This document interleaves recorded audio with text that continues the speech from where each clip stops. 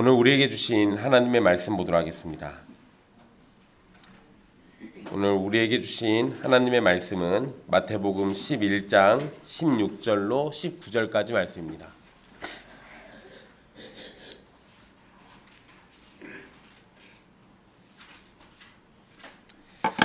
마태복음 11장 16절에서 19절입니다. 귀하신 하나님의 말씀 받들어서 읽도록 하겠습니다. 이 세대를 무엇으로 비유할까? 비유하건대 아이들이 장터에 앉아 제 동물을 불러 이르되 우리가 너희를 향하여 피리를 불어도 너희가 춤추지 않고 우리가 슬피 울어도 너희가 가슴을 치지 아니하였다 함과 같도다.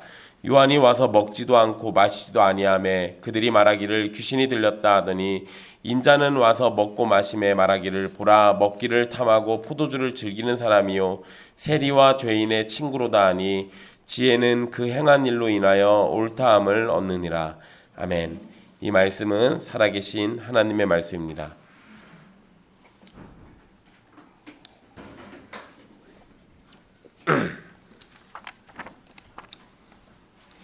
지난 시간 우리 세례 요한에 관한 예수님의 말씀을 함께 살펴봤습니다. 세례 요한은 자신이 구원 역사의 전환점이었다는 사실을 알지 못했습니다.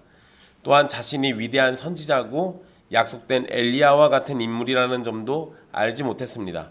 하지만 예수님이 그런 세례 요한을 하나님께서 어떻게 사용하셨는지를 말씀하셨습니다. 엘리야가 왔으니 이제 메시아가 오시는 때가 된 겁니다.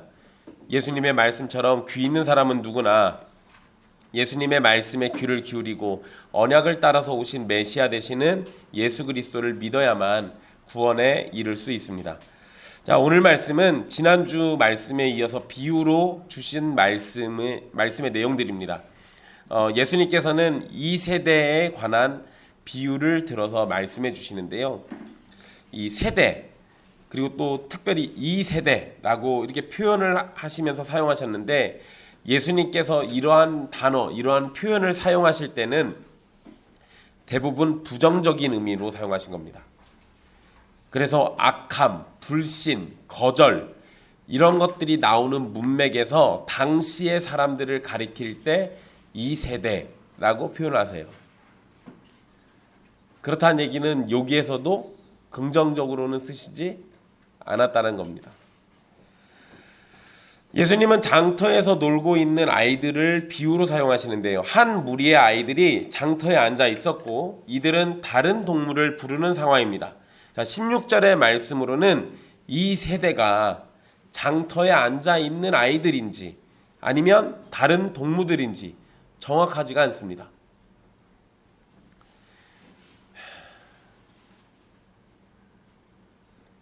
장터에 앉아서 다른 동물들을 부른 아이들이 이렇게 말합니다. 우리가 너희를 향하여 피리를 불어도 너희가 춤추지 않고 우리가 슬피 울어도 너희가 가슴을 치지 아니하였다.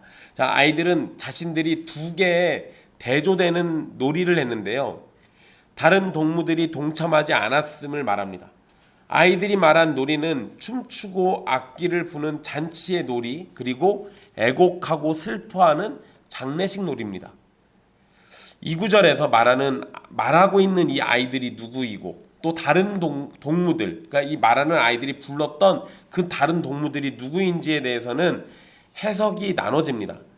지난주에 천국은 침노를 당하나니 이것과 관련된 말씀도 해석하기 어려운 말씀이라고 말씀드렸잖아요.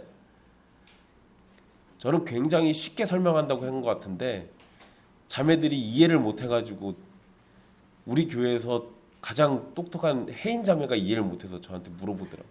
그래서 한 주 동안 반성했습니다. 진짜 나 정말 쉽게 설교했다고 했는데 혼자만의 착각이었어요. 여러분, 그 천국은 침노를 당하나니 이 말씀에 못지않게 사실 오늘 말씀도 되게 어려운 말씀이에요. 그래서 이거 학자들마다 또 목사들마다 설명이 다 틀립니다.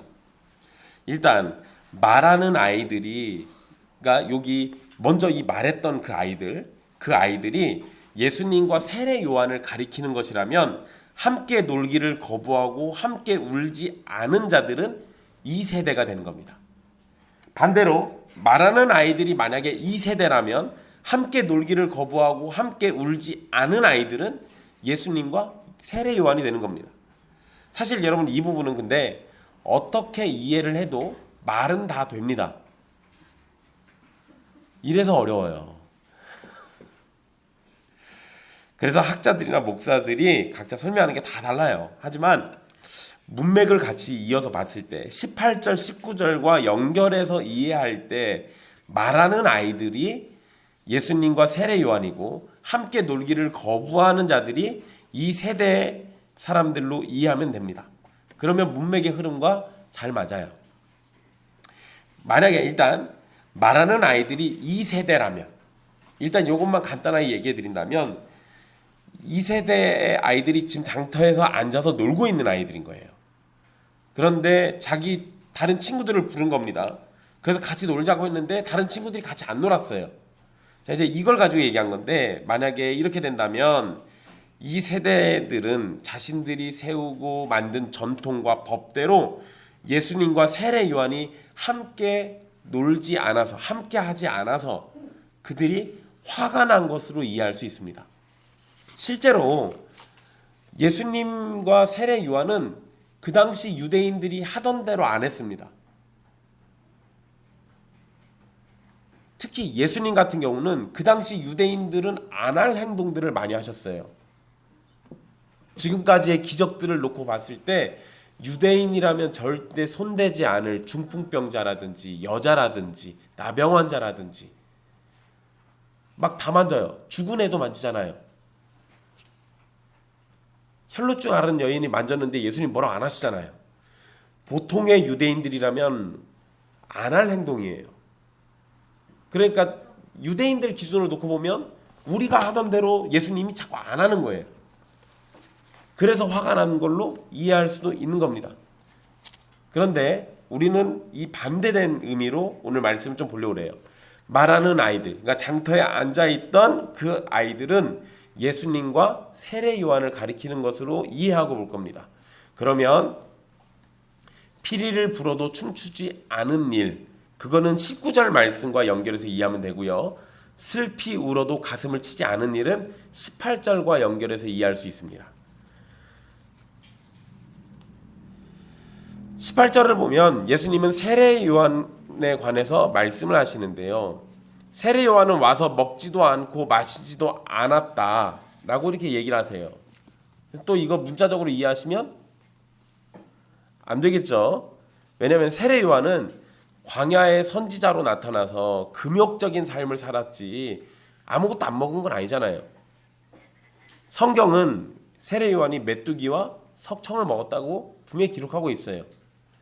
그러니까 이런 것들을 놓고 봤을 때 또한 세례 요한의 제자들이 금식한다라는 것을 언급했던 것과 연결해서 생각하면 회개하면서 금식하고 기도했던 것을 먹지도 않고 마시지도 않았다라고 지금 표현하신 거예요. 즉 세례 요한은 사치스러움을 거부하고 금욕적 생활을 하면서 심판과 회개를 선포했습니다. 특히 하나님의 심판을 선포한 것은 마치 장례식의 분위기처럼 슬피 울고 가슴을 치도록 만들었어요. 그런데 세례 요한을 사람들이 거절했습니다. 이게 문제인 거죠. 세례 요한을 향해서 18절에 보면은 예수님이 뭐라고 그래요? 그들이 말하기를 귀신이 들렸다라고 얘기해요. 세례 요한을 향해서 귀신이 들렸다라고 사람들이 말한 것은 성경에 딱히 다른 데에서는 언급이 없습니다. 그런데 예수님한테는 귀신 들렸다라는 얘기를 한 적이 있잖아요. 그러니까 예수님께 그런 비난을 쏟아낸 걸 보면 세례 요한에게도 이런 비난들을 쏟아냈을 가능성은 얼마든지 있어요. 그리고 그 내용을 성경이 기록을 안 했을 뿐이지 예수님이 이렇게 말씀하신 거 보면 그 당시 이런 얘기가 있었던 걸로 봅니다. 또 19절은 이제 반대의 상황인데요. 세례 요한의 금욕적인 생활과 달리 예수님은 오셔서 먹고 마셨습니다. 여기에서 예수님이 먹고 마셨다라는 것이 사치스러운 생활을 했다는 것은 아니고 마태가 예수님으로 인해서 잔치를 벌였던 것처럼 예수님의 사역은 큰 잔치를 여는 것과 같았습니다. 여러분 쉽게 생각해 보세요. 야이로의 딸이 죽었었죠. 근데 예수님 때문에 살아났잖아요. 예수님이 딱 살리고 났더니 야이로가 이제 수고하셨어요. 이제 집에 가세요. 이랬겠습니까? 그치, 잔치를 벌였겠지. 방금 전까지 죽은지 알고 곡하는 사람들 데려다가 곡하고 있었잖아요. 근데 죽었던 딸이 살아났는데 고생하셨으니까 이제 집에 가 쉬세요 하고 우리 보냈겠냐고요. 잔치를 벌였겠지. 그러니까 성경에 마태가 잔치를 벌인 것만 기록이 있어서 그러지 다른 데서는 잔치가 없었겠냐고요. 근데 그런 상황인데 예수님이 먹고 마셨다라는 얘기가 먹고 마시기를 탐하는 사람처럼 성경이 이 당시 유대인들이 이렇게 얘기를 했었단 말이에요. 그러니까 예수님의 사역은 언제나 큰 잔치를 여는 것과 같은 상황이에요. 왜냐하면 슬픔이 변하여 기쁨이 되니까. 특히 여러분 혼인잔치의 이미지를 생각하시면 쉽습니다. 구원자가 오셨기 때문에 그를 통해서 앞으로 하나님과의 관계가 회복될 것을 기대한다면 기쁨의 큰 잔치가 열리는 것은 당연할 겁니다. 그런데 예수님은 사람들의 반응을 이렇게 말씀하고 계십니다. 말하기를 뭐라고 했냐면 보라 먹기를 탐하고 포도주를 즐기는 사람이요 세리와 죄인의 친구로다. 이게 유대인들이 예수님에 대한 평가였어요. 예수님이 마태를 제자로 부르셨을 때 마태는 잔치를 열었고 또 성경의 기록에 보면 마태가 세리와 죄인들을 불러서 참석시킨 걸로 되어 있습니다. 음식을 나누는 것은 삶을 나누는 것이라고 말씀드렸어요. 그리고 함께 식사를 나눈 사람과 동일한 수준의 사람으로 인식하는 것이 당시의 일반적 개념이었습니다. 그러니까 예수님이 아무리 대단한 잔치상을 차려놔도 세리와 죄인들이 거기에 함께 있다면 당시 일반적인 유대인들은 그 자리에 절대 참석 안 합니다. 그럼 여러분 생각을 해보세요. 죽은 사람을 살려내고 병든 자를 고치고 이러는 예수님이 잔치상을 차려놨는데 아무리 봐도 나타나는 걸 보면 메시아인 거잖아요. 근데 거기에 세리와 죄인들이 있어요. 그러니까 그 잔치상을 내가 가고 싶진 않아. 자, 그럴 때 타락한 본성의 사람들은 어떻게 합니까? 그나마 착한 사람들은 그냥 안 가고 말죠. 근데 타락한 본성의 사람들은 거기를 안 가야 할 이유를 만들어냅니다. 내가 그 사람을 싫어할 이유를 사실이든 아니든 만들어낸다고요. 이게 진짜 나쁜 짓이에요. 그러니까 19절에 지금 예수님이 자기를 향해서 사람들이 먹기를 탐하고 포도주를 즐기는 사람이라고 평가했다라고 하잖아요. 저런 말이 왜 나왔겠어요? 유대인들이 저런 얘기 하니까 그랬겠지. 진짜로 예수님이 먹기를 탐하는 사람입니까? 포도주 없으면은 인생이 하루라도 못 사시는 분이었어요? 그런 거 아니잖아요. 그러니까 유대인들은 예수님이 있는 식탁의 자리를 무엇으로든 비난해야 하는 겁니다. 그래서 그러한 개념 속에서 먹기를 탐하고 포도주를 즐기는 사람이라고 예수님을 평가했던 거예요. 사실이 중요한 게 아니에요. 내가 싫으니까 그렇게 만들어야 하는 거예요. 그러나 유대인들이 무엇이라고 비난하든지 상관없이 예수님은 식탁의 자리를 전도의 기회로 사용하셨고 세리와 죄인들을 거부하지 않고 함께 식사하셨던 것은 본인이 죄인을 부르러 오신 구원자이심을 몸소 보여주신 겁니다. 자, 19절 마지막에 예수님이 이런 말씀하시죠. 지혜는 그 행한 일로 인하여 옳다함을 얻느니라. 자, 여기에서 지혜가 마치 어떤 일을 행할 수 있는 사람처럼 묘사됩니다. 이것은 지혜를 의인화해가지고 사람처럼 여기고 말씀하신 것인데요. 예수님을 지혜로 이해할 수 있어요. 만약에 예수님을 그러니까 여기서 지혜를 예수님으로 이해한다라고 하면요. 19절 마지막이 지혜는, 그러니까 예수님은 그 행한 일로 인하여 옳다함을 얻는다 이렇게 되죠. 그런데 이게 비슷한 표현이 11장 2절에 나왔었습니다. 11장 2절에 보면 요한이 옥에서 그리스도께서 하신 일을 듣고 제자들을 보내어라고 되어 있어요. 그러니까 11장 2절에서는 그리스도께서 하신 일이었고 19절에서는 지혜가 그 행한 일이에요. 그러니까 만약에 지혜를 예수님이라고 놓고 보면 둘 다 지금 11장은 앞부분하고 뒷부분이 뭘로 되어 있는 거예요? 그리스도가 하신 일로 되어 있는 거예요. 그리스도가 하신 일로 설명하고 있다고요. 이렇게 샌드위치 구조로 이해할 수 있습니다. 그래서 이렇게 이해하면 그리스도이신 예수님이 행하신 일은 옳다는 평가를 받게 될 것이라는 의미로 이해할 수도 있습니다. 그런데 여러분, 잠언에서 지혜를 마치 사람처럼 표현하는 말씀이 나오는데 이것은 생각 속에서만 존재하는 개념이 아니라 하나님의 선하심을 나타내고 우리 삶에서 실제로 드러나는 살아있는 지혜를 의미합니다. 이런 개념을 예수님께서 적용하셔서 세례 요한과 예수님이 하나님의 선한 속성을 따라서 지혜를 따르는 삶을 보여주셨음을 말씀하신 것이 19절의 후반부의 의미입니다. 즉 세례 요한과 예수님의 삶 자체가 하나님의 지혜가 나타난 증거이고 세상의 기준이 아닌 하나님의 뜻을 따라서 행한 모습은 옳았다라는 평가를 받게 된다라는 겁니다.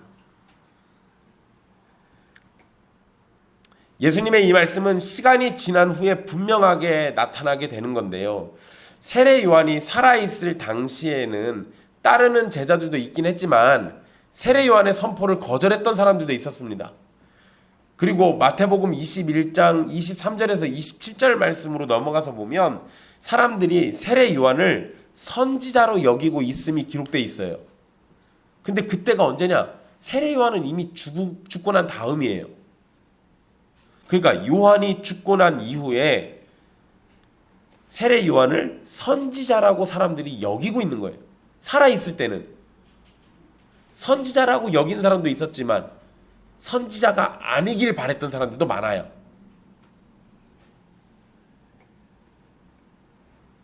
그러니까 세례 요한이 선포하고 행했던 일은 시간이 지나고 났더니 어떻게 돼요? 옳았다라는 평가를 받았다고요. 예수님의 경우도 마찬가지입니다. 예수님이 십자가에 달려 돌아가시기 전까지 제자들도 있었지만 더 많은 사람이 예수님을 십자가에 매달아 죽이라고 소리쳤습니다. 하지만 예수님이 죽는 자리에 있던 백부장은 예수님이 정말로 하나님의 아들이시라고 고백했죠. 예수님의 부활과 승천 그리고 오순절 성령 강림 사건 이후로 예수님을 믿는 유대인들이 엄청나게 늘어난 역사가 사도행전에 기록되어 있습니다. 즉 세례 요한과 예수님은 하나님의 성품을 따라서 지혜로운 삶을 살았고 그 결과 사람들에게서도 옳았다는 평가를 듣게 된다라는 겁니다. 물론 사람들의 평가가 반드시 필요하고 있어야 한다고 말하는 것은 아니지만 하나님께서 그렇게 열매 맺기를 원하신다면 사람들에게서도 선한 영향력을 발휘하게 된다는 겁니다. 자, 세례 요한이 와서 심판과 회개를 외쳤을 때 그것을 듣고 회개의 세례를 받은 사람들도 있지만 많은 유대인은 세례 요한을 거부했습니다. 또한 예수님이 오셔서 구원의 은혜 가운데 잔치가 열렸고 그 잔치에 함께 기쁨을 나누는 자리에 계셨을 때 무리 중에 함께한 사람들도 있었지만 많은 유대인은 예수님의 모습을 부정하다고 여겼고 잘못되었다라고 거부했습니다. 유대인들은 파격적인 세례 요한과 예수님의 모습이 쉽게 받아들여지지 않았던 거예요. 그리고 당시 자신들에게 익숙한, 자신들에게 이미 편한 유대교의 기준에서 크게 벗어나는 것을 용납하지 못했던 겁니다. 그들에겐 진리가 중요한 것이 아니었어요. 그저 자신들이 기존에 해왔고 자신들에게 편한 것이 계속되기를 바랬던 겁니다. 무엇인가 만약에 유대인들이 새로운 것을 한다고 해도요, 그것은 하나님이 원하시는 것이 아니라 자신들이 그렇게 하기를 원하는 것만 시도하고 받아들인 겁니다. 그래서 유대인들은 하나님의 말씀이 아닌 자신들의 전통과 관습을 따라서, 그리고 자신들이 원하는 욕망을 따라서 세례 요한과 예수님을 판단했던 겁니다.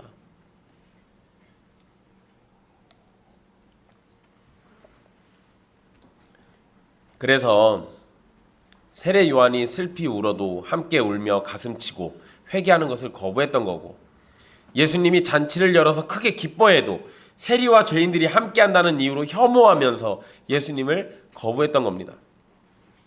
정결법과 자신들의 전통이 천국의 복음보다 항상 우선했던 것이 당시 유대인들의 큰 실수이고 죄악입니다. 더 슬픈 것은 자신들의 그런 잘못된 모습이 죄라고 인식하지 못했다라는 거예요. 사실 그들은 세례 요한이나 예수님이 지적하는 말씀에 귀를 기울이려고 하지 않았습니다.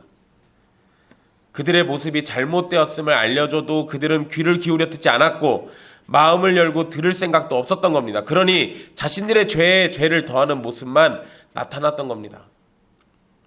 이런 모습은 오늘날도 우리에게 반복될 수 있는 겁니다. 우리가 교회에서 신앙생활을 한다는 것은 언제나 성경을 기준으로 우리의 모습을 살펴보고 하나님의 뜻대로 순종하기를 기뻐하면서 자기 자신을 쳐서 복종시키는 것이 포함되는 겁니다. 하지만 이미 우리에게 익숙한 종교적인 행위를 절대적인 기준으로 삼고 우리의 잘못을 돌아보려는 모습은 거부하기가 쉽습니다.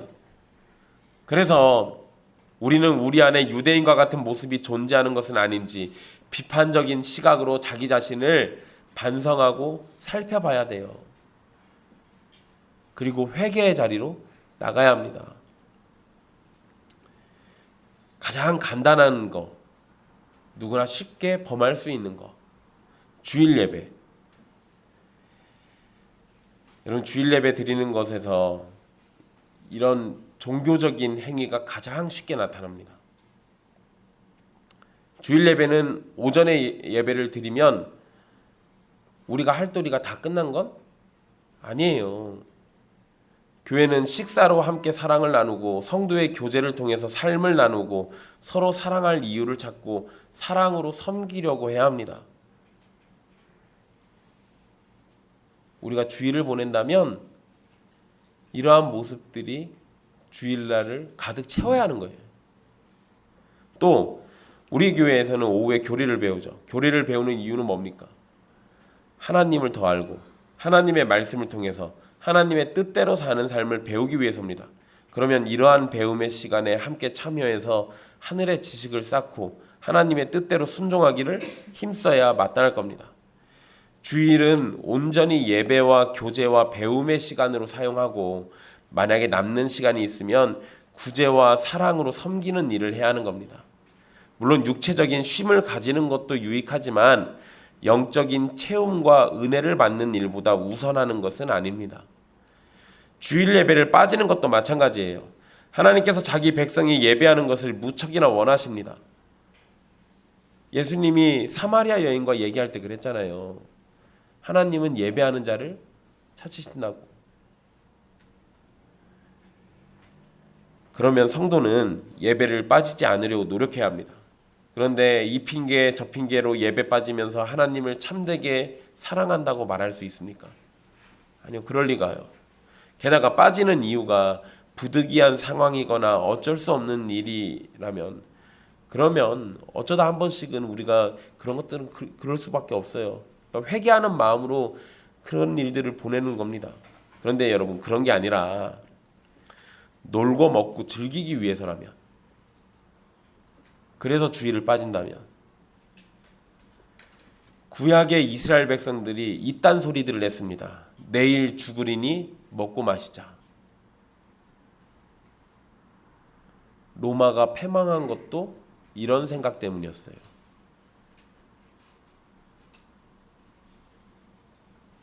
교회 안에 있는 신자라는 사람들이 불신자가 되는 가장 확실한 것도 내일 죽으리니 먹고 마시자라는 행동입니다. 이번에만 예배를 빠지고 다음에 잘 드리면 되겠지라는 생각으로 합리화하면요, 그러면 그런 생각은 익숙한 종교 행위에 자신을 합리화하면서 자신의 잘못을 넘기려는 것과 마찬가지예요. 예수님은 우리가 가슴을 치고 회개하며 예배하기를 원하시고 동시에 구원의 은혜를 노래하며 잔치처럼 즐겁게 예배하기를 원하십니다. 그런데 이런 예배의 순간을 포기하고 자신의 삶을 위해서 즐겁게 놀고 먹고 마신다면 마지막 심판의 때에 예수님이 여러분을 모른다고 하실지도 몰라요. 아니, 만약에 계속해서 그런 삶으로 엉터리 예배를 그리고 엉터리 신앙생활을 한다면 예수님은 마지막 심판 때에서 분명히 여러분을 모른다고 하실 겁니다. 여러분이 익숙하고 편하고 원하는 신앙생활을 하는 것이 아니라 주님이 명령하시고 주님이 원하시고 주님이 이끄시는 신앙생활을 하는 것이 우리에게 필요한 것이고 우리가 마땅히 따라야 하는 겁니다. 여러분, 우리 교회는 개혁신학을 따르죠. 개혁신학이 가장 성경적인 신학이라면 개혁신학을 따르는 교회와 성도는 하나님이 기뻐하시는 믿음의 삶과 믿음의 모습들이 나타나야 마땅합니다. 우리의 신앙에 관해서 사람들의 평가에 집착하거나 영향을 받을 필요는 없습니다. 우리가 진리를 가지고 있고 성경의 지혜를 따른다면 하나님께서 옳다고 인정해 주실 겁니다. 유대인들은 세례 요한과 예수님을 거절했고 심지어 죽는 자리까지 내줬습니다. 예수님이 십자가에서 죽어갈 때 원수들은 자신들이 승리했고 유대인들은 자신들이 하나님께 인정받는 진리의 사람들이라고 믿었을 겁니다. 하지만 예수님이 부활하시면서 그들의 승리는 무너졌고 그들의 헛된 믿음은 하나님께 철저하게 거절됐습니다. 마찬가지로 오늘날 우리가 따르는 신학체계든 우리가 성경을 따라서 신앙생활을 하는 것은 만약에 이런 것들이 일반적인 교회로부터 거절과 거부를 당할지 몰라도 우리의 믿음이 참되다면 우리는 분명 하나님께 옳다 인정함을 받게 될 겁니다. 시편을 찬송하고 신앙 고백을 공부하고 교회의 역사를 살피면서 오늘날 우리를 돌아보는 모습이 다른 교회에게는 고리타분하고 영성도 떨어지고 불타오르는 능력도 없는 것처럼 보일지 몰라도 그렇게 차근히 하나님을 아는 지식과 함께 믿음이 자라나서 참된 믿음의 열매를 보이게 된다면 사람들의 거절과 상관없이 하나님께 인정받는 천국의 기쁨을 누리게 될 겁니다. 사랑하는 형제자매 여러분, 여러분의 기준으로 여러분이 세워가는 여러분만을 위한 신앙생활을 하지 마십시오. 때를 따라서 예수님이 우리가 가슴을 치고 회개하기를 원하신다면 우리의 죄를 고백하고 가슴을 치며 주님 앞에 철저히 회개하는 모습으로 예배하며 사십시오. 예수님께서 우리가 기쁨으로 예배하기를 원하신다면 복음의 기쁨으로 예배하고 구원의 감격을 가지고 삶을 살아가며 하나님의 기쁨에 동참하는 여러분이 되십시오. 여러분이 하나님의 뜻대로 믿음을 갖고 하나님의 말씀을 따라서 신앙생활을 하며 하나님께 순종하기를 힘쓴다면 결국 성령 하나님의 은혜 가운데 여러분의 믿음이 나타내는 열매를 통해서 옳다함을 얻게 될 겁니다. 그리고 그러한 인정은 하나님 아버지께서 천국의 심판 자리에서 여러분들에게 해주실 겁니다. 그러니 자기 자신을 쳐서 복종시키고 오직 주님의 말씀을 따라서 주님의 뜻대로 살아가는 여러분이 되십시오. 기도하겠습니다.